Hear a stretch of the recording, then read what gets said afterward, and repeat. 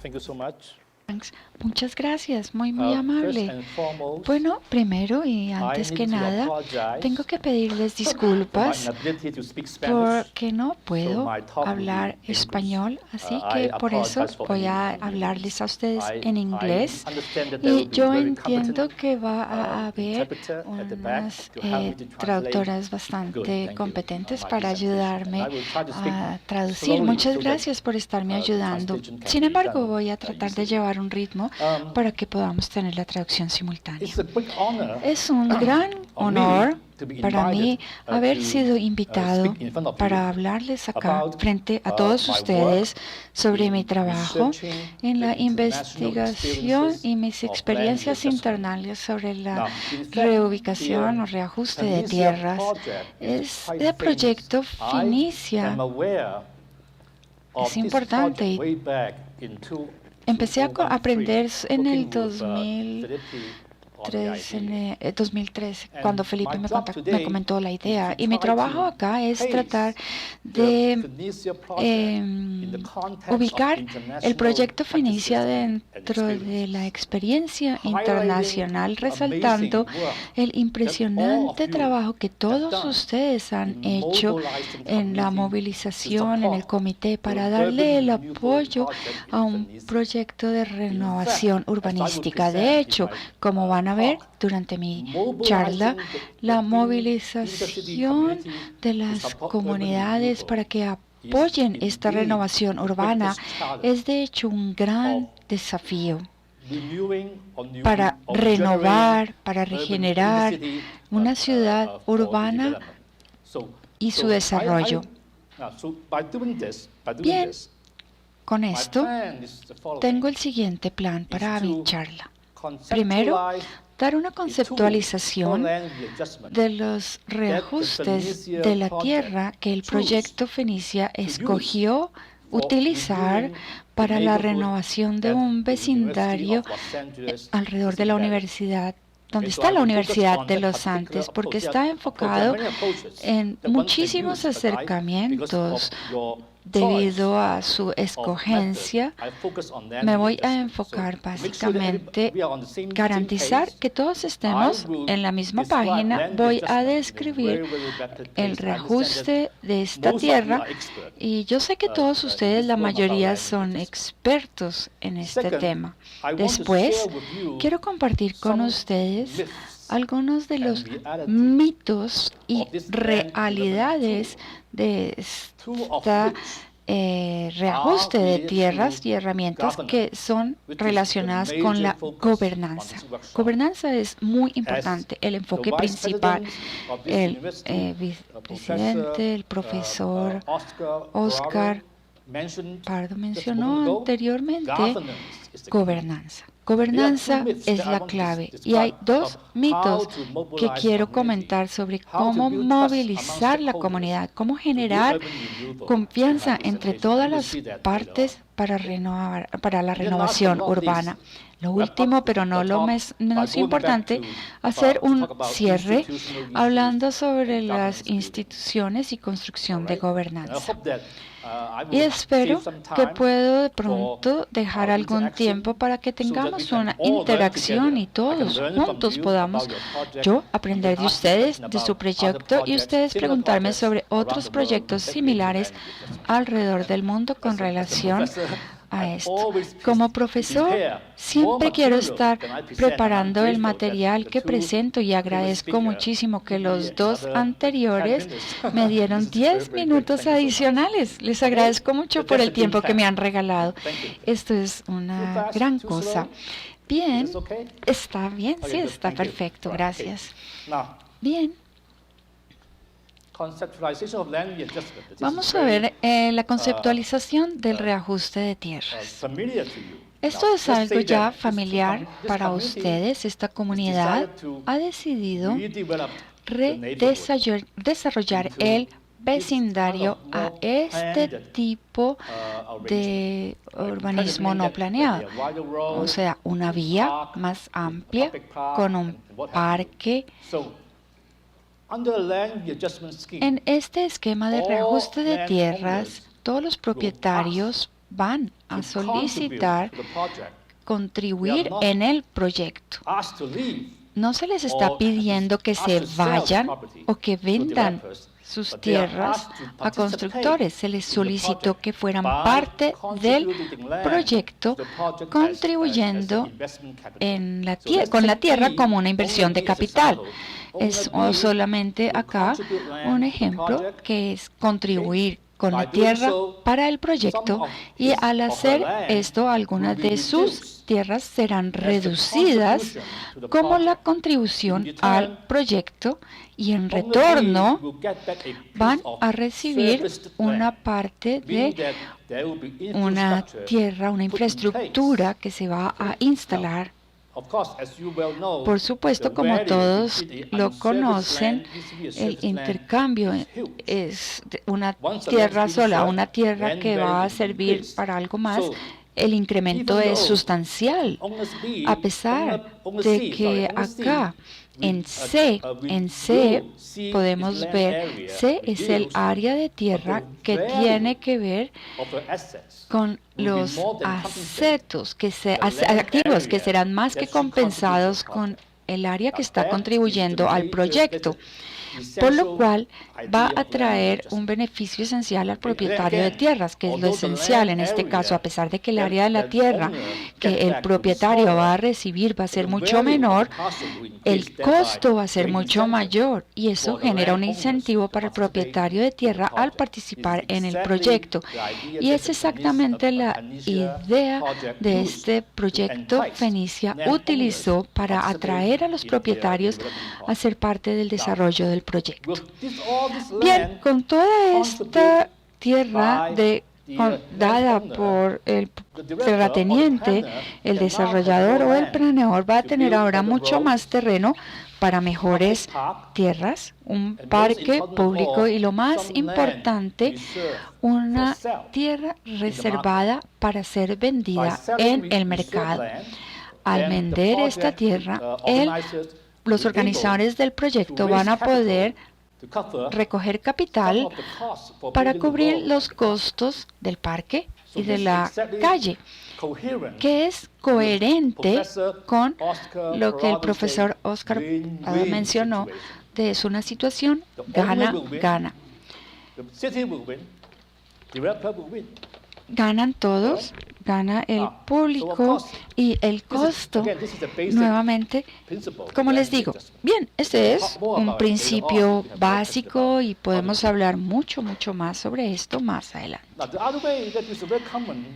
Otra forma muy común en otros países como Japón, Alemania, Hong Kong, esto ha sido horizontal, puede ser vertical. En este escenario, todos los tres propietarios de tierra fueron solicitados para que se fueran del vecindario. Lo que ellos hicieron fue crear una cooperativa y reunirse juntos, uniendo las tierras. Para que el proyecto fuera viable, la ciudad tenía que entrar dentro de este paisaje, dentro de esta fotografía, y tenía que darles un aumento en la densidad de la tierra, pasando de este bajo nivel de elevación a esta elevación. Pero aumentando la densidad, la ciudad le puede pedir a los propietarios que contribuyan con la tierra a la infraestructura pública. Algunos propietarios donaron esta parte de la tierra para construir una vía, y entonces el acceso al vecindario aumenta gracias a una mejor vía de acceso. el propietario de la tierra que va a recibir en cambio va a poder tener una unidad de apartamento, suponiendo que quieran cambiar su nivel de vida y cambiarse a este tipo de viviendas, y van a poder ser los dueños teniendo acá una unidad de apartamento, y al mismo tiempo van a estar en un apartamento en la superficie también que van a poder vender a un tercero para ganar ingresos, para poder compensar el costo del desarrollo y obtener algunos ingresos adicionales, rentabilidad. Y esto se da en Hong Kong, en China, que les voy a mostrar más adelante. Es el mismo concepto. Cambian la tierra, aumentan la densidad, construyen más unidades habitacionales y devuelven unas a los propietarios. Ellos venden unas para cubrir los costos también. Pero es el mismo mecanismo que el proyecto Fenicia va a utilizar para facilitar un cambio de tierra, en este caso, para que sigan en este vecindario. Rápidamente, nosotros normalmente en la literatura encontramos 5 objetivos de este reajuste de tierras.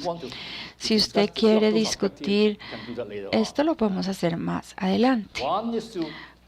La primera es aumentar la densidad urbana, hacer espacio para una expansión urbana y una revitalización de la zona, porque van a haber más espacios para avenidas, parques, colegios y más. En segundo lugar, al hacer un desarrollo urbano, se pueden actualizar los planes maestros.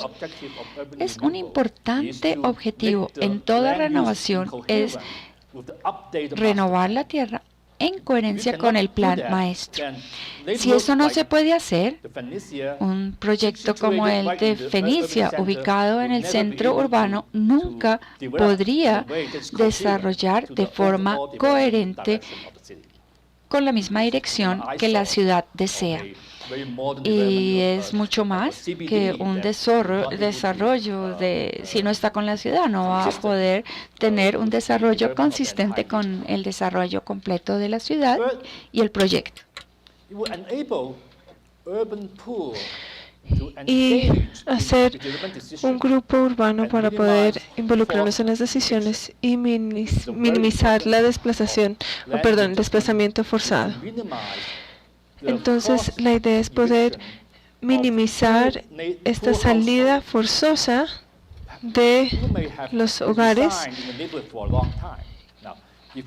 que han estado en ese lugar por mucho tiempo. Entonces, cuando miramos las transacciones del mercado, básicamente podemos ver estos hogares existentes y reubicarlos a otras zonas que están lejos de ese lugar existente. Pero dicen, no hagan esto porque, como les expliqué, ellos invitan al hogar a contribuir al proyecto utilizando su capital de terreno y luego les devuelve el servicio cuando se termina el proceso. O sea que hay una cifra menor de hogares que se quedan en el barrio y no tienen que salir obligatoriamente.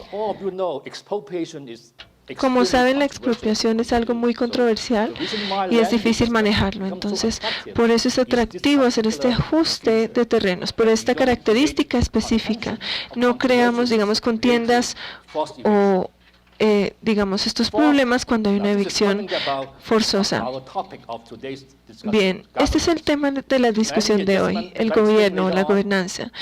Como les expliqué, el gobierno puede obligar cierto aprendizaje social para los gobiernos locales. Este es un punto muy importante y quiero hablar de esto más tarde, elaborarlo con ustedes. Es importante que no tomemos la renovación urbana o este ajuste terrestre como una oportunidad de actualizar el uso del suelo. De hecho, es una oportunidad para que todos nosotros podamos aprender a respetarnos los unos a otros y cómo trabajar en conjunto para que sea viable la renovación urbana. Esta renovación urbana no tiene que crear controversias, no tiene que ser costoso tampoco. Como voy a enfatizar en esta charla, podría ser un escenario gana-gana. Entonces, este ajuste del suelo lo vemos como una oportunidad de aprender cómo trabajar en conjunto y poder respetar las ideas los unos de los otros. Y finalmente, este reajuste de la tierra puede movilizar incrementos para cubrir los costos. Como les mencioné, este proceso de ajuste hace que se reserven tierras para poder vender esas reservas y capturarlas para el proyecto y pagar el costo de los proyectos. Ok, quiero enfatizar eso.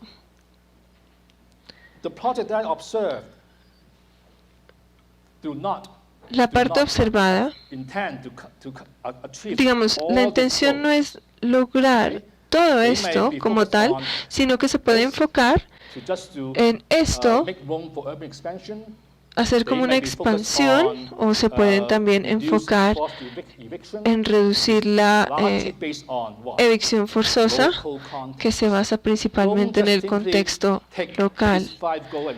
Entonces, queremos decir, por ejemplo, no se trata solo de decir que esto es lo que queremos lograr en el proyecto Fenicia. Tengo entendido que después de intercambiar algunas ideas el día de ayer sobre el comienzo del proyecto Fenicia, creo que para ser honesto, la idea de recuperar o capturar estos incrementos para cubrir el costo de la inversión sería ahora, digamos, el desafío principal que ellos van a enfrentar en la siguiente fase del proyecto.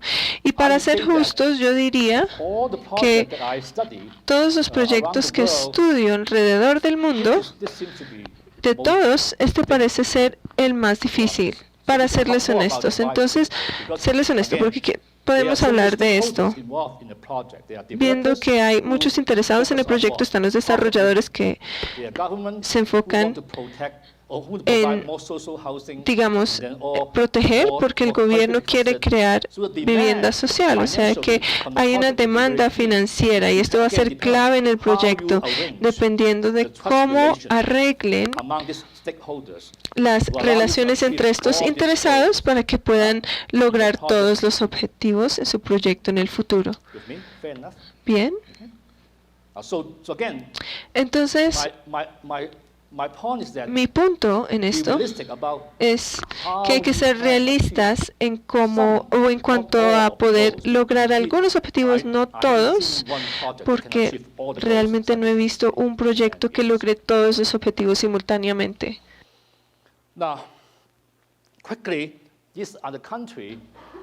Ahora, rápidamente, es un país que de manera explícita ha implementado reajustes del terreno durante mucho tiempo o que ha experimentado con el reajuste durante un tiempo. Y vamos a concentrarnos en Europa y en Asia por la influencia de Alemania, Corea del Sur y Japón. Latinoamérica de hecho es bastante activo, pero ellos no usan este término reajuste de terreno o tierra. En Brasil y en otros países, en Argentina, ellos utilizaban el concepto, pero no le llamaban o no le daban este nombre. Entonces, hay una idea de intercambio de terreno que es algo que está muy activo en los países de Latinoamérica. O sea que hay países que sí han hecho reajuste en Latinoamérica de manera bastante exitosa durante bastante tiempo. O sea que este reajuste de la tierra no es algo nuevo, para serles honesto. Ha habido experimentos y con el tiempo ha sido una herramienta que ha persistido en el tiempo para hacer expansión urbana o también renovación urbana, que puede ser bastante pacífico y estable financieramente hablando. Bien. ya hablamos de los conceptos básicos, si es suficiente, entonces vamos a hablar, digamos, de un punto de vista más provocador del reajuste de la Tierra, y quiero hablar sobre 5 mitos en el reajuste de la Tierra. Ahora, con base en mi experiencia, hay muchos gobiernos que, algunos gobiernos se desplazan rápidamente desde el comienzo. La oportunidad de reajuste simplemente dice que hay ciertas condiciones que no existen en el país, entonces el reajuste no va a funcionar. Ese es uno de los mitos. Sin embargo, esos son mitos, no son realidad. Ahora, quizás están escuchando algunas ideas de personas como yo o académicos que simplemente miran las precondiciones naturales de los reajustes de tierra, pero no miran el contexto local como tal, pensando, digamos, en si podrían utilizar esta herramienta para la renovación urbana. Esa es mi opinión. Entonces, hay que demistificar esos mitos para poder, digamos, mejorar las oportunidades que tienen diferentes oportunidades para aplicar estos reajustes de la tierra. Ahora, quiero mostrarles los materiales que nosotros utilizamos para identificar los mitos y las realidades del reajuste del terreno con base en las observaciones de estos proyectos en 13 países.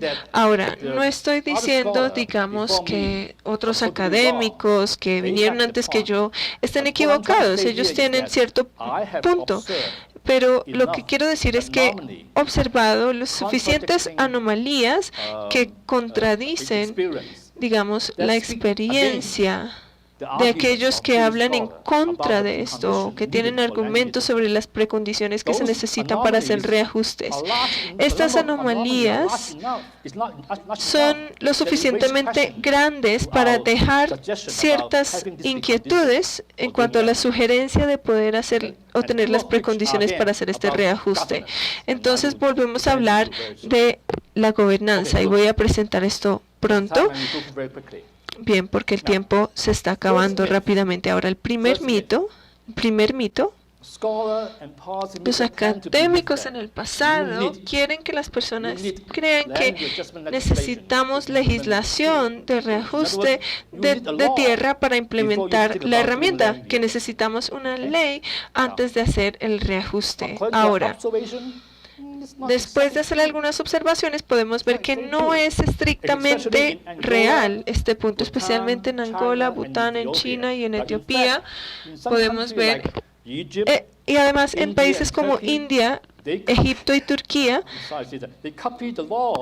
ellos copiaron las leyes de Colombia o Brasil sobre reajuste, que no son totalmente coherentes en el contexto local, especialmente en cuanto a la relación de la distribución de tierra, porque a veces estas relaciones son demasiado altas o proporciones, porque se termina el proyecto cuando el dueño rehúsa contribuir su terreno para el proyecto. Entonces, lo que quiero decir es que debemos tener cuidado. No digo que las leyes son irrelevantes, las leyes son muy, muy relevantes.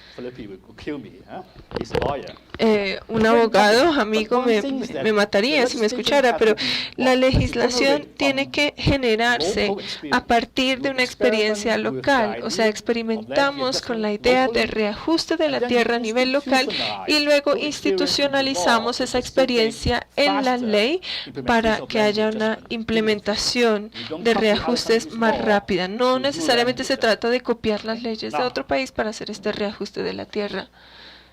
Ahora, ¿cuál es la legislación que de hecho es útil para hacer estos reajustes? En primer lugar, una disposición constitucional que reconoce la implementación como algo social. Esto es bastante familiar para ustedes. En Colombia tienen la ley 888 que trata incrementos en el terreno como una función de esos activos. Ahora, ¿por qué es importante? Porque una vez tengamos la idea del terreno como tal y su función social, el concepto de pedirle al terrateniente que contribuya terreno o tierra al proyecto no va a ser algo tan foráneo o extraño, porque cuando le pedimos a los ciudadanos que contribuyen terrenos al proyecto, ellos dicen, no, esta es mi propiedad, no voy a compartirla con nadie. Pero con esta idea constitucional de una función social del terreno, esto facilita mucho más su trabajo para poder convencer a los terratenientes de contribuir sus terrenos para proyectos sociales. Ahora, a mí me gustaría escuchar si esto es verdad de parte de ustedes en Colombia, que, digamos, las leyes como tal facilitan el reajuste de terreno en su proyecto. Ahora, en segundo lugar, la ley que garantiza el derecho a vivienda accesible. Esto es muy importante, no tanto en su caso, pero en otros países donde ha habido muchos asentamientos informales. Si estos asentamientos informales o estos digamos, arrendadores, si no tienen el derecho, no tienen posibilidad de negociar su participación, simplemente van a ser desalojados forzosamente porque no pueden estar en este terreno de manera ilegal, y la ciudad tiene todo el derecho legal de pedirles que desalojen y no podrán compartir ese beneficio del desarrollo en un proyecto de renovación. Este tipo de ley mejoraría la posición de negociación del barrio y la comunidad para que puedan negociar un mecanismo para compartir viviendas que les permitiría disfrutar y compartir los beneficios de la renovación urbana o la expansión urbana. Ahora, hay una ley que aseguraría una simple mayoría en las decisiones, porque el reajuste del terreno, y esto es muy importante, es enfocarse en crear un consenso. La mayoría de los proyectos de renovación, en ellas los desarrolladores requieren que la mayoría de los terratenientes o arrendatarios que puedan dar su palabra y su opinión antes de proceder.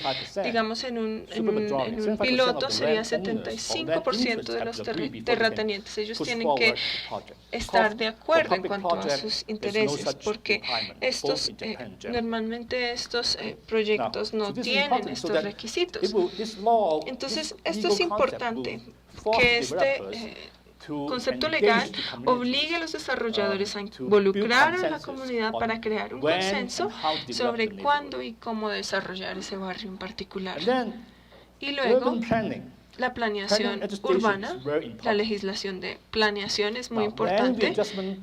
Este reajuste, este proyecto de reajuste de terreno en algunos casos es específico a un sitio o a un barrio. Si implementa este proyecto de reajuste de la tierra sin considerar la planeación urbana o el plan maestro, va a haber un riesgo, y es que el riesgo de este plan de reajuste se vuelva algo totalmente incoherente. Entonces, la idea de agrupar un barrio de manera aislada sin poner atención a los demás mecanismos de planeación es peligroso. Entonces, para asegurarse que los resultados sean coherentes y que sean completos, tiene que haber legislación urbana concreta y fuerte que sea implementada en el país. Este es mito número uno. No es tan relevante para su proyecto, pero es muy relevante en países en vías de desarrollo donde no se puede hacer reajuste sin la ley, o así piensan Así lo piensan las personas. En segundo lugar, las personas suelen creer que una delimitación de derechos de propiedad son necesarios. Y sí, digamos, se requiere cierto intercambio de terreno en este proceso y necesitamos saber quién es dueño de qué y de cuánto terreno, pero a veces no es tan así. Una delimitación clara de los derechos de propiedad no limita el reajuste y no lo hizo en Angola, China, Etiopía, Angola y Tailandia. En estos países, a pesar de que, digamos, no hubiera una delimitación clara en asentamientos, los barrios podían movilizarse y trabajar con desarrolladores o gobiernos para hacer un reajuste del terreno para facilitar desarrollo de una manera muy exitosa. De hecho, leyes de propiedad muy rígidas pueden marginar a estas personas. Entonces, solamente la persona que tiene los derechos de propiedad legales puede participar en un reajuste. Ese es el mito.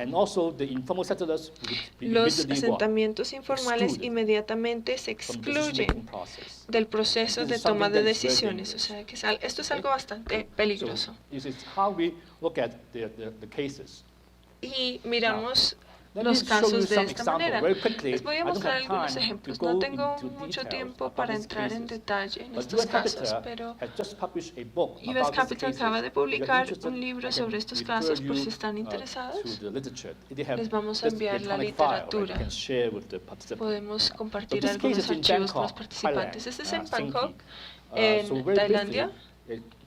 Brevemente, como pueden ver aquí, este terreno es de un terrateniente privado y todos los habitantes son, digamos, participantes de asentamientos informales y llevan mucho tiempo viviendo en ese lugar. El terrateniente privado se desapareció por 15 años y no le prestó atención a su terreno, y cuando volvió de repente quiso obtener su terreno para hacer un desarrollo comercial, y había personas que llevaban 15 años viviendo en este sitio, 10 o 15 años. O sea que hubo una gran contienda, hubo una gran confrontación en este desarrollo. Para resumir, lo que hicieron es que estos habitantes informales crearon una cooperativa y dijeron, bien, estamos dispuestos a devolverle la mitad del terreno al terrateniente legal, pero queremos la mitad para nuestros desarrollos. O sea, que ellos querían la mitad de los apartamentos para crear apartamentos como digamos, casas o apartamentos para los habitantes, y devolvieron la parte no desarrollada al terrateniente. O sea, que fue una situación gana-gana. En este caso, sin que todos los participantes hubieran trabajado en conjunto, no hubieran recibido este título. Entonces ocurrió este esquema de lo que llamamos compartir terreno en este barrio. Era un ambiente bastante sucio y antiguo, y pudieron crear algo moderno y actualizado en este caso. Esto es en China. Una vez más, todas estas propiedades, todas estas personas que habitaban aquí, podemos ver, digamos, la densidad, podemos ver que hay una subdivisión, también no tenían título legal. Pero en la ciudad, lo que hizo la ciudad fue crear una vía para las Olimpiadas. Ellos trabajaron con los gobiernos, digamos con los barrios, para crear cooperativas y ensamblar el terreno, transformar el barrio para crear esta zona nueva con altos edificios. Y cada uno de los habitantes informales pudieron recibir una unidad de reemplazo. Además, también les daban múltiples unidades que podían vender o arrendar a extranjeros. Entonces, en este proyecto, muchos se convirtieron en millonarios de un día para otro. Fue un proyecto muy rentable que facilitó la innovación en vez de fomentar mecanismos ilegales de derechos de propiedad con el fin de desarrollar este barrio en China. Finalmente, pero no por eso de último, este es un sitio en Etiopía. Cuando el gobierno quería desarrollar el barrio y convertirlo en esto, a ellos no les importó. Ellos dijeron, no nos importa quiénes son los terratenientes legales. Simplemente dijeron, nosotros reconocemos los derechos de ocupación de todos los terratenientes en este barrio. Y les dieron varias opciones para, digamos, recibir un terreno y construir sus propias casas o comprar una propiedad construida por el gobierno. También podían recibir compensación para ubicarse en otro barrio y finalmente también podían arrendar vivienda social que proporciona el gobierno. En este caso, el gobierno les dio múltiples opciones para facilitar la transformación de este barrio para crear, digamos, un barrio más moderno y actualizado. El problema es que hay una situación de terratenientes ilegales que en este caso no eliminó la motivación de todos los interesados de renovar ese barrio para construir o transformar este ambiente informal a uno formal. Bien, entonces, ¿cuáles son las leyes útiles de derechos de propiedad que pueden facilitar el reajuste de la tierra? Primero es tener un marco flexible que reconoce este ajuste diverso de derechos de propiedad. Podemos mirar los casos como tal y ver que, digamos, los derechos de propiedad más flexibles habilitan a estos participantes para que hagan un reajuste de la tierra en vez de restringirlos a raíz de términos legales cuando decimos que si no hay definición de derechos de propiedad en el barrio, entonces no vamos a hacer el reajuste del terreno. Una vez más, hay casos en los que hay muchos asentamientos informales. Hay que reconocer temporalmente los derechos informales mediante un decreto. Esto es bastante útil. Entonces, no se preocupan tanto por los asuntos legales de los derechos de propiedad, a no ser que vaya a mejorar las condiciones. Hay que mejorar las condiciones de los habitantes primero, antes de mirar los derechos de propiedad. Un punto importante, después de hacer el reajuste, todos los hogares que participan van a obtener un título legal. En otras palabras, este reajuste del terreno puede de hecho ser un vehículo que facilite la legalización de la terratenencia en estos asentamientos informales. Ahora, mito número 3, voy a acelerar por el tiempo. Este reajuste de la tierra necesita un mercado de finca raíz rival. Y esto es así en todos los casos. Ahora, la razón es que, como podemos ver en el diagrama, este reajuste del terreno es un mecanismo que le exige al terrateniente contribuir terreno y en su lugar va a recibir servicios de parte de los organizadores. Entonces, si el valor se reduce el valor del terreno, no va a haber un incentivo financiero, no va a haber un incentivo para que los terratenientes participen en el proyecto, porque al final ellos van a perder.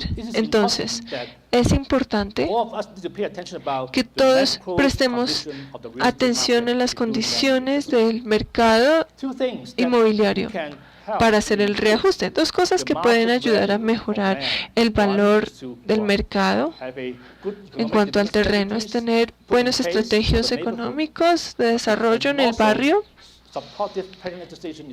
y también se necesita como una legislación. O sea que hay dos enfoques o estrategias que van a incrementar el atractivo del barrio para capital y para trabajo, empleo. Cuando hay más capital y empleo en el barrio, el valor de la vivienda va a incrementar. Y cuando incrementa el valor, obviamente el valor del terreno incrementa. O sea que es muy sencillo lo que quiero decir. Cuando hacemos proyectos de reajustes de terrenos, no pensemos solo en el reajuste como tal. También se trata de estrategias urbanas en el barrio. ¿Qué tipo de industria vamos a establecer en ese lugar después del proyecto? Digamos, puede ser un centro de tecnología, minorista, podemos crear un barrio de clase media. Todo esto hay que considerarlo. Y la legislación de planeación debe considerarse como algo mucho más favorable para el desarrollo de vivienda y este escenario en el barrio, porque no hay restricciones.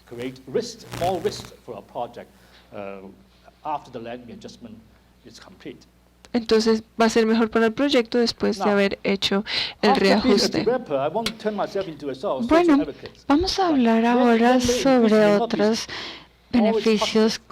No todo es positivo para todas las partes interesadas, porque la propiedad de la tierra aumenta, pero también puede ser detrimental para los pobres en el vecindario, porque cuando aumentan los niveles de ingreso en el vecindario, es una situación que va a sacar a aquellos que son de un nivel de ingreso bajo o medio en el vecindario, y luego el vecindario va a cambiar y nosotros no queremos ver tampoco ese desalojo. Para poder evadir esta situación de impacto social, en algunos de los casos, en el proyecto se dedica un porcentaje de las unidades de las viviendas nuevas que se aprecien a un valor que se pueda pagar, y esto dará un retorno al riesgo del desplazamiento de los propietarios pobres del vecindario. Pero esto se tiene que implementar nuevamente, pero la idea no es que se tengan que ir. Pero ¿cómo le damos la vivienda a los pobres? Porque la idea es darle una fortaleza financiera para poder subsidiar las propiedades a estas personas de menor ingreso por parte del gobierno, y hay que tener en cuenta el contexto local para esto. Tenemos esto que es muy importante. Y es muy importante para la discusión de hoy. En muchos de los proyectos en los que yo he estado trabajando, muchos han sido matados porque dicen, no, la comunidad no tiene relaciones de confianza, no quieren participar en este desarrollo urbano. No, esto no funciona. Y ese es el mito número 4. Pero ¿cuál es la realidad de este mito número 4? No es cierto en todos los proyectos, incluyendo el de Fenicia que yo he mirado. No es cierto solamente en el caso de Angola. En Angola, un proyecto que tenía una ONG que estaba ahí en el vecindario mucho tiempo antes de la iniciación del proyecto, y es el único proyecto donde esta organización no ha generado las relaciones. Ellos establecieron las relaciones con los vecindarios antes del proyecto. De hecho, como yo ya había dicho anteriormente, en los otros proyectos avanzaron, a pesar de que no había relaciones de confianza entre los vecindarios, pero allá se recorrió más tiempo, más esfuerzos para poder mover la comunidad y conseguir el capital e implementar el proyecto. Pero de hecho, también hay un riesgo coherente, porque si es un solo grupo étnico o un grupo de ingresos único, los otros grupos étnicos o de ingresos serán marginalizados. Por eso, no se preocupen sobre la falta de confianza o la relación más sobre la relación social entre ellos. Los ajustes de la tierra una y otra vez. Reajuste de la tierra es un proceso. Nosotros aprendemos cómo ajustar las diferencias, cómo acomodar diferentes grupos étnicos, diferentes antecedentes socioeconómicos o impactos sociales. De hecho, el objetivo de estos ajustes es construir una comunidad que funcione de forma diversa y que tenga la capacidad de acomodarse con sus diferencias sin conflictar con el prospecto. Por eso es que es tan importante el aspecto de aprendizaje, y luego el reajuste se puede hacer y genera oportunidades para el proyecto. Vamos a ver algunos ejemplos. Tenemos aquí Angola, donde estaban trabajando acá con los vecindarios. Ellos estaban ahí por mucho tiempo. Y luego, después de la guerra, se les empezaron a desarrollar este tipo de proyectos como esto.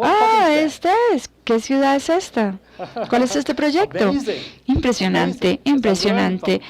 Es aprender de las discusiones que he tenido con el personal del proyecto de Fenicia, donde tenemos acá los vecinos, el vecindario, la comunidad.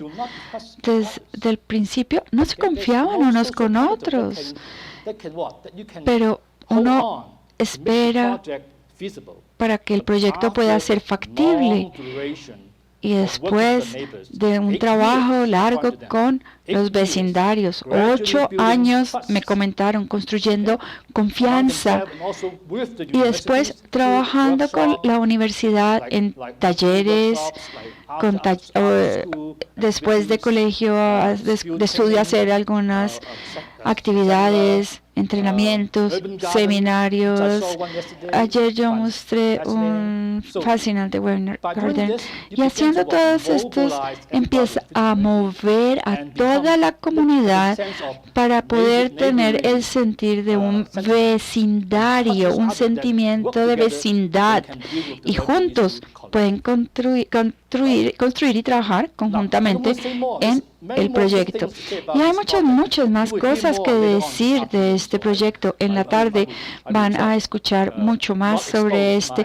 No es que vaya a dar mis comentarios sobre este proyecto, pero es que la forma como se movilizó la comunidad es impresionante. Es el mejor proyecto que he visto en cuanto a este aspecto de movilización. ¿Cómo se pueden organizar las comunidades? Hay que tener la participación, no al inicio, al principio, al final, es a través de todo el proyecto. Y eso ha hecho el proyecto Fenicia. Se reúnen todas las semanas para tener la actualización del progreso de este proyecto. Es durante todo, absolutamente todo el proyecto. Y hay que dar normas explícitas de la participación pública para el diálogo. El lenguaje utilizado tiene que ser sensible a la comunidad, entendible. Personas como yo, que no conozco la comunidad ni la cultura local, venir a hablar acá del proyecto, no, tiene que ser local, entendible para todos los vecinos, y darles los riesgos y las oportunidades de esto. También hay que establecer una generación de ingresos y actividades comunales para facilitar la participación. Es muy importante que no es ir a la comunidad a decir, ¿sabe qué? Queremos tomar su tierra y luego le vamos a dar la tierra de regreso. No, desde el principio, si usted se acerca con ese tono, las opciones de éxito son muy pocas. Hay que trabajar primero con los vecindarios, con los vecinos, generar una relación de confianza, de amistad, y después dice, bueno, queremos mejorar este vecindario y quisiéramos que ustedes contribuyeran con el proyecto, dando su tierra a cambio de, pero se requieren previas actividades como festivales, atender a las personas, reuniones en los festivos, no solo reuniones, sino ir paso a paso, creando el tipo de sentimiento, la relación que va a permitir al final el reajuste de la tierra. El último mito, y no hay muy tiempo ahora con el tiempo, pero el último mito es que todas las partes interesadas tienen que confiarse unas con otras. Es que los residentes no nos confían, entonces expropiémoslo. Hay una ley, expropiémoslos. Y luego los vecindarios dicen, no creo en la universidad. Bueno, esto pasa. Es un mito, pero la realidad no es tan cierto. El reajuste se puede adaptar a pesar de la falta de confianza entre las partes interesadas. No estoy negando que cuando hay intereses individuales y tienen que cuidar sus pertenencias, claro, es naturaleza humana. Políticos, empleados públicos están preocupados por su seguridad laboral, reelecciones, y también los privados están interesados en la rentabilidad. Claro, son conceptos que uno puede aprender en los proyectos, o sea que no sea inocente pensando que esto va a funcionar de forma armónica, promoviendo el proyecto sin absolutamente ningún conflicto. No, pero ¿cómo podemos construir confianza? Sí, la podemos construir. Confianza no es algo imposible. Si yo no confío, Felipe nunca me hubiera encontrado, ¿no? No es cierto. Yo puedo mirar y trabajar con él y con el tiempo que pasa. Cada uno empieza a confiar en el otro, pero es lo mismo cuando vamos a hacer una reorganización de tierras. No necesariamente al inicio las partes interesadas confían unas con otras, pero ¿cómo podemos crear relaciones de confianza? Primero, tal vez quisiéramos encontrar alguien reputable, neutral, que promueva el proyecto, como el Banco Mundial. Hay que trabajar como un corredor neutral, que no tenga ningún interés en el proyecto, que no lo quiera manipular. Y la parte de interés que va a hacer, va a tratar de empezar a creer en su sesgo. No mucho al inicio, pero por lo menos va a... La ideología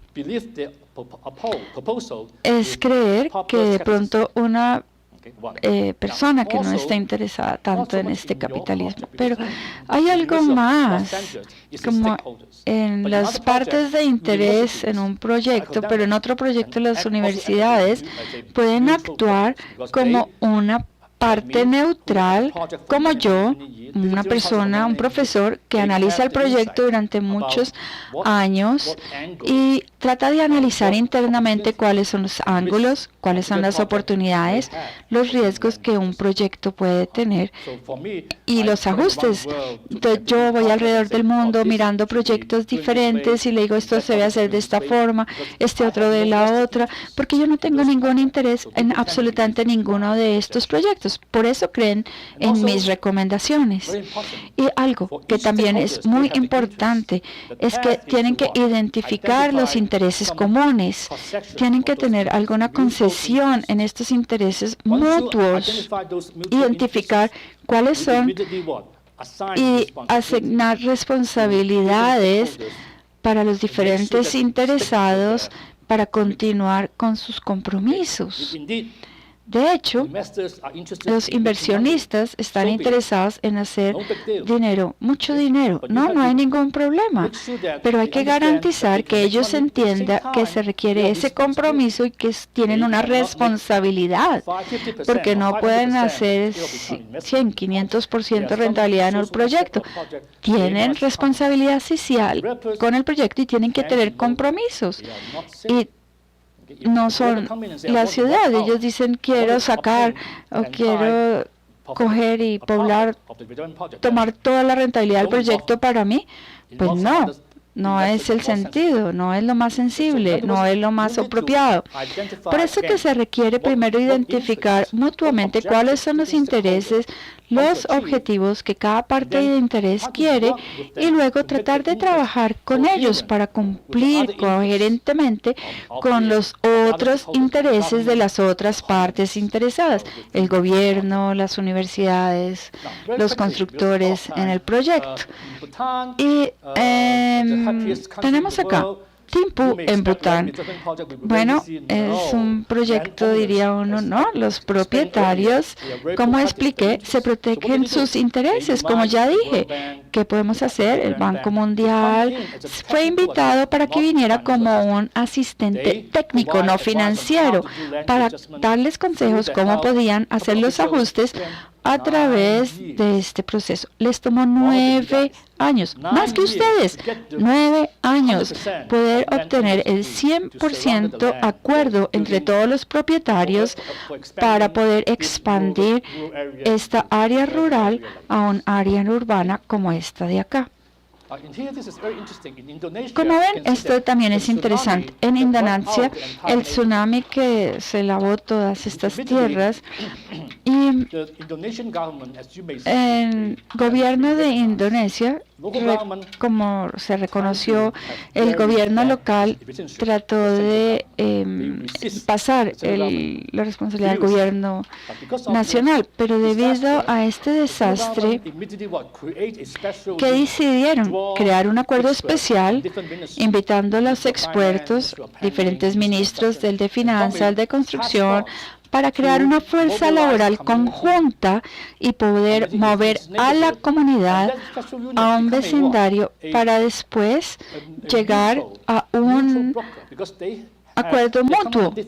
Porque cada uno venía de ministerios diferentes, no estaban en el vecindario, mueven a los miembros de las viviendas y comunidades para que se desarrolle un nuevo vecindario, un reajuste en la tierra para reconstruir todo el vecindario. 1 año tomó esto. 1 año tomó. Claro, pero esta es una situación, es diferente. La causa fue el desastre y había una motivación mayor, un incentivo que afectó a los hogares para hacer este ajuste más rápidamente.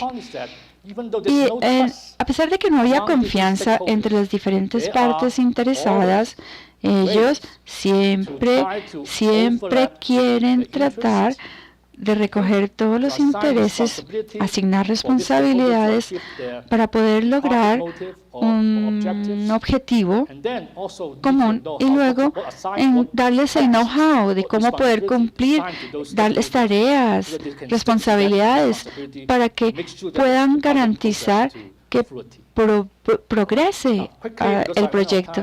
Y ya no tengo más tiempo, entonces quiero mostrarles mi última diapositiva, que son diferentes líneas resumiendo la presentación. Primero, los reajustes de la tierra no son solamente una herramienta de desarrollo, son unas oportunidades para todos los alrededores y que las personas aprendan sobre los derechos, las responsabilidades de las propiedades de la tierra en un vecindario.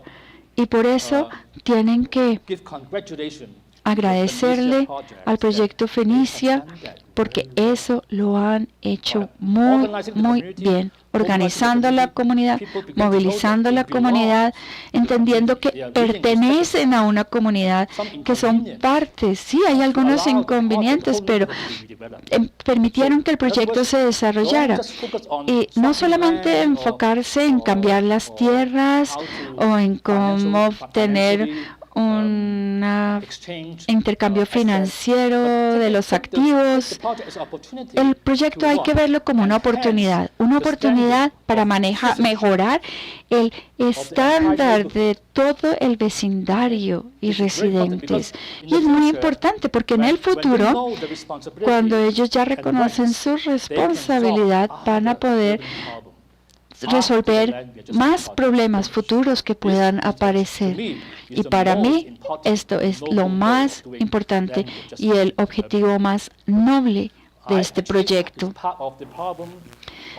El problema de la movilidad urbana en el pasado, el pasar a otro vecindario, plan financiero y de lo demás, no sé, ¿cómo puedo creer cuáles son los beneficios? Puedo ver algunas mejoras en el vecindario después de muchos años, pero nuevos problemas urbanos aparecen. En aquellos vecinos ya no van a tener la capacidad de manejar este problema, porque no hay construcción de capacidad en todo el proyecto.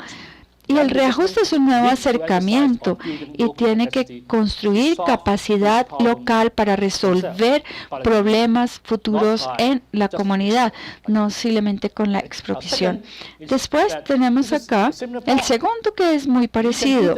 Uno puede hacer esto con gobernanza, como el profesor Oscar Pardo mencionó. La gobernanza es el punto clave. ¿Cómo la comunidad puede trabajar de forma armoniosa junto a pesar de las diferencias? Es gracias a esto. Esta es la forma para que aprendamos a hacerlo. No por elección o no por unos discursos partidistas. No, ensuciándose las manos, trabajando en el proyecto y ver cómo, trabajando juntos, pueden tener una más compasión, confianza, ética, y esto es con gobernanza. Último, pero no menos importante, después de todas estas experiencias, no simplemente se van y se alejan. Ahora es donde hay que generar unas prácticas institucionales para que las personas puedan seguir las reglas y continuar implementando más recomendaciones a futuro. El último trabajo que puede tomarles 10 años esta vez, movilizar la comunidad. Pero si el proyecto Fenicia tiene éxito, y estoy seguro que sí lo tendrá, el siguiente proyecto solo tomará 5 años gracias a sus experiencias, porque usted ya aprendió cómo movilizar la comunidad. El siguiente, 2 años. Y el siguiente, 1 año. El siguiente, 6 meses. ¿Qué tal? Así que este camino largo puede irse reduciendo con la experiencia. Y con esto quiero parar mi presentación. Muchas gracias.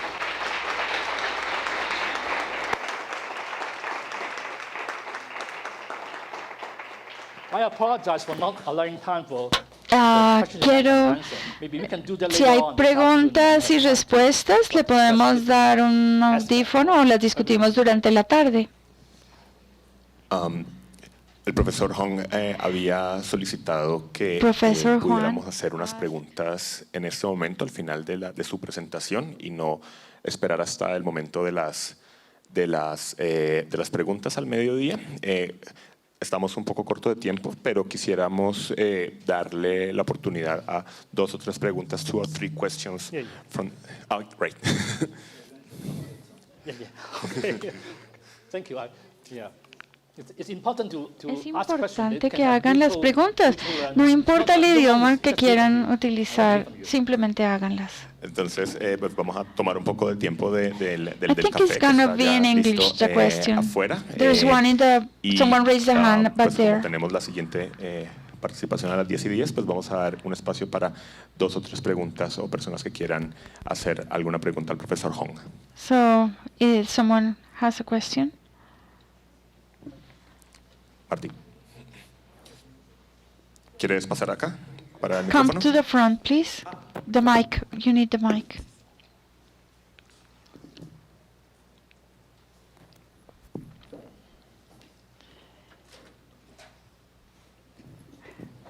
I think he's gonna ask in English.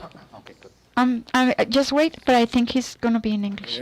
Dr. Hong, muchas gracias por venir. Thank you. Thank you for coming. Thank you for coming. Rather for me to ask in English or in Spanish? English or Spanish? español. Entonces, Okay. usted mencionó que So you en mentioned algunos that casos, in some cases, como que la participación y comunidades que son demasiado communities' homogéneas participation, when they are very homogeneous, it might drive that the benefits are not going to be equitative divided, because there are some differences that are not easily solved just with the community participation. I would like to know if you can give us some examples why this happened and what's the reason for this to happen when there is not an equivalent division between the shares. Voy a usar un caso real en China, por ejemplo, el caso que les estaba presentando en Gundong. En esta villa, todo el vecindario estaba ocupado por una familia con una sola familia que eran los propietarios de la mayoría de las tierras del vecindario. Y debido a eso, otras personas, otros propietarios o tierratenientes habían sido excluidos y no había sido una forma adecuada para presentar esta preocupación. Trabajé en Irán en 2004 y en Dubái hace unos años. Y como ustedes todos saben, los iraquíes tienden a tener un sesgo de género, básicamente. En una reunión pública todos son hombres en una reunión pública. Y las personas jóvenes, ellos no tienen tampoco las oportunidades para presentar las preocupaciones sobre el desarrollo del vecindario. Entonces tuvimos que crear un grupo, un focus group especial para poner aparte la mujer en un grupo y hombres en otro grupo. En Irak es no apropiado culturalmente mezclar hombres y mujeres en el mismo sitio, y si lo hacemos, las mujeres se van a hacer en la parte trasera viendo su teléfono y no van a participar. Entonces, hay que entender el contexto local y ver la homogeneidad de la comunidad, y si hay una perspectiva de la comunidad y es coherente y homogénea, es fácil de organizar, pero el riesgo a la vez es que uno sobrepase otras miembros de la comunidad que son minoritarios, que pueden no acomodarse a los intereses que ellos tienen, debido a la mayoría que es más homogénea. Entonces no se preocupen sobre el vecindario con intereses diversos y conflictos, porque esos son aquellos a los que usted quiere ir y trabajar en esos proyectos, porque ahí va a haber una ganancia social. Cómo vamos a respetar las opiniones diferentes, los requerimientos diferentes. Eso es importante. Buenos días. Good morning. Me gustaría preguntar My question sobre is el mito número 3. with regards to the myth number 3 myth. Fallas de mercado Lacks in the market que presentan los precios de la tierra. with the price Me gustaría of saber the tu land. opinión sobre I would like to los know your límites opinion about que the impone el boundaries gobierno given o que by the puede government, or the imponer limits sobre los given precios de la by tierra. government on the price Price cap. of the land, the price cap. ¿Realmente resuelven la I would like to know if that limit will really, problema the de- price cap will really solve ajuste de the tierra land en cuanto a readjustment que puedan ser acelerados to be por el kind gobierno? of assimilated by the government? No, it's a very good question. Es una pregunta excelente.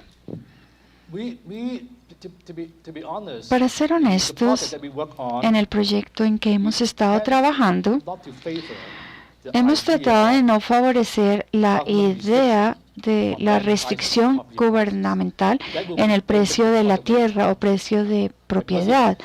Y si la tierra puede crecer tanto y parar ahí, no que yo quiera darles más rentabilidad. No, es que la función social de un proyecto puede estar bajo riesgo, porque no van a estar incrementando las viviendas sociales para reubicar las instalaciones públicas. El gobierno tiene que ser lo suficientemente inteligente para decir, ok, si voy a poner una restricción en los precios de la tierra, quítela y deje que ingrese al ritmo del mercado, porque eso va a generar una rentabilidad mayor para financiar los otros proyectos sociales. Fernando. Tenemos un problema en el gobierno. Qué pena, no estoy oyendo nada.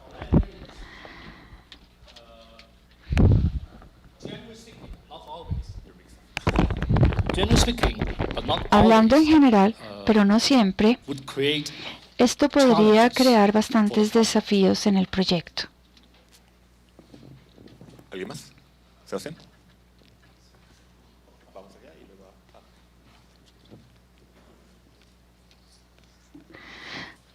Fer, no llega. Buenos días. Good morning. Me gustaría oír sus opiniones o pensamientos. What's your thoughts on recommendation? Usualmente cuando se Normally, trabajan en sitios when que you requieren work renovación in some urbana, areas requiring the es urban posible que cuando pasen renovation, or we are doing this type of projects, you find some zones in the city that have been developed informally. When you want to formalize a city and you're trying to adequate it to the requirements, legal requirements, maybe, I don't know if it will be a mistake or an error trying to formalize a community created informally.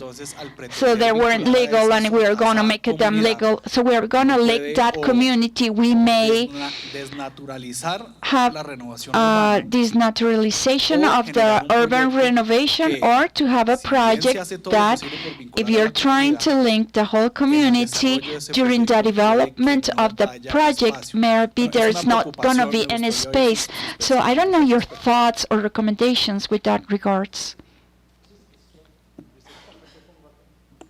El micrófono que no está trabajando.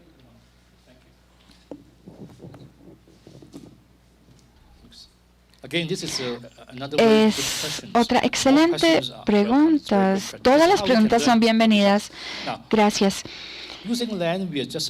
Este reajuste de las tierras para reformular o reajustar esto, como puedo observar, es un gran desafío. Hay muchos problemas y el que usted menciona, si entendí bien, son las indicaciones de legalizar estos asentamientos informales en términos de, digamos, si eso va a motivar a más personas a hacer asentamientos en el futuro y así. Ahora, mi sugerencia humilde, con base en el contexto obviamente, es que si el objetivo social de la ciudad pueden acordarlo a todos los interesados, y es de proteger, digamos, este sustento mínimo del grupo urbano, pues estoy a favor de la idea de poder formalizar un asentamiento informal mediante el reajuste de la tierra. Depende de varias condiciones. Primero, que haya estado durante mucho tiempo ese barrio, que no sea un barrio que de repente vio esta oportunidad de tener terreno, entonces construyó de un día para otro para crear un barrio y así capitalizar en esta política para los asentamientos informales. Vimos este tipo de situación bastante en países en vía de desarrollo, que llama a estas personas los ocupantes profesionales. Ellos inmediatamente, cuando saben que se va a formalizar, en un mes surge cierto asentamiento en alguna parte de la ciudad. O sea que hay que crear lineamientos. Primero que todo, que haya una fecha límite como benchmark, digamos. Si el barrio ha existido vivido en la ciudad durante, digamos, 15 o 10 años, entonces creo que simplemente para obligarlos o reubicar todo el barrio sería bastante brutal, porque las personas que viven ahí quizás hayan contribuido de manera social y económica al desarrollo de la ciudad. Entonces, digamos, los residentes formales o las empresas quizás necesiten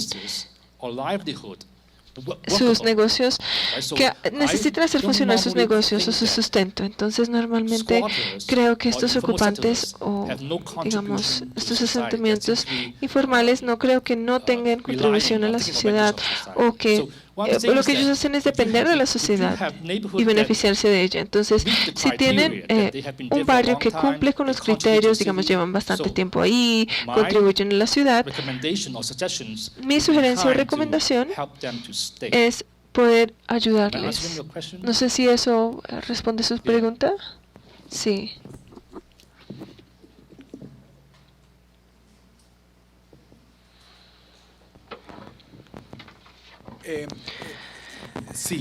Sí, pero de pronto para ser más puntual. Yes, but maybe just to be a little bit more specific, Legalizar.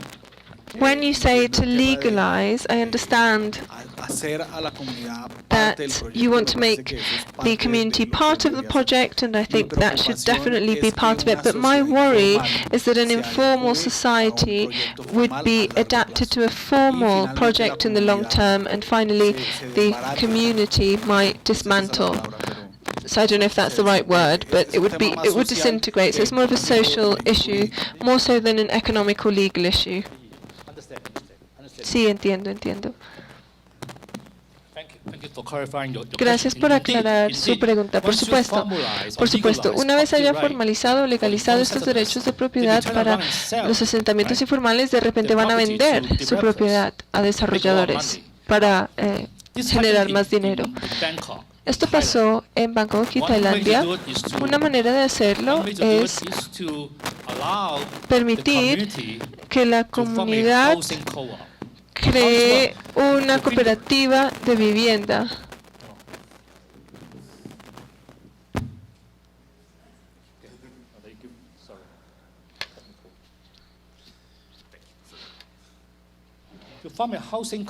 Crear una cooperativa de vivienda.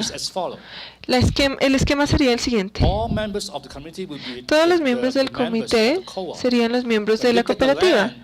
Y cuando reciben el terreno, no son, digamos, terratenientes inmediatamente, sino que tienen que alquilar o hacer un leasing durante 5 años. Si están interesados en ser dueños libres, tienen que pagar por ese terreno, pagar algo. Estos requerimientos o este mecanismo va a ralentizar la situación, o sea que estos asentamientos informales, después de legalizarse, inmediatamente venden la propiedad. Entonces tienen que esperar durante 5 años para mostrar que realmente estaban comprometidos con la comunidad. Por supuesto, no podemos decir que nunca lo pueden vender, porque eso subestima el incentivo de los terratenientes al participar. Entonces, obviamente, digamos, este arreglo donde pueden arrendar y luego comprar debe establecerse para asegurarnos que no sean oportunistas en cuanto a la política de renovación de la formalización de asentamientos financiada por el gobierno.